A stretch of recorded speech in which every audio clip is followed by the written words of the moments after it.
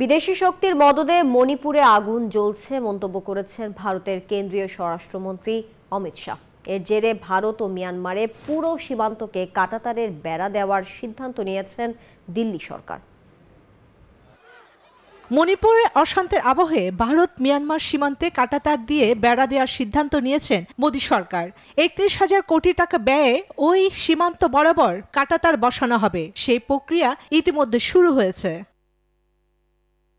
মণিপুরে গত ১৩ মাসে সহিংসতায় দোষীদের বিরুদ্ধে আইনি পদক্ষেপের পাশাপাশি দ্রুত শান্তি ফিরবে মণিপুরে।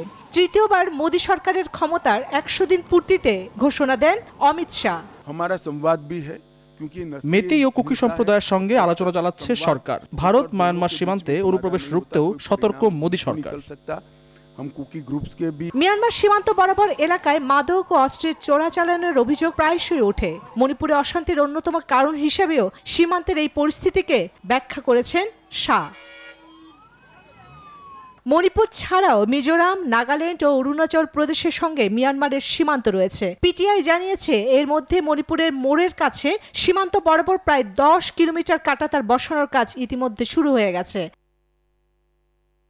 এদিকে মণিপুর রাজ্যে ফের হামলা ও গোলাগুলি ঘটনা ঘটেছে।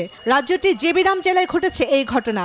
বুধবার সন্ধ্যায় অত্যাধুনিক অস্ত্র দিয়ে নতুন করে এই হামলা চালিয়েছে বলে জানায় পুলিশ। তবে এই হামলায় এখনো পর্যন্ত কোনো হতাহতের খবর পাওয়া যায়নি। ভারতের সংবাদ মাধ্যম দ্য হিন্দু জানিয়েছে মেইতি সম্প্রদায় ও কুকিদের মধ্যে উত্তেজনা দিন দিন বেড়েই চলেছে। চন্দ্রা, নিউজ 24।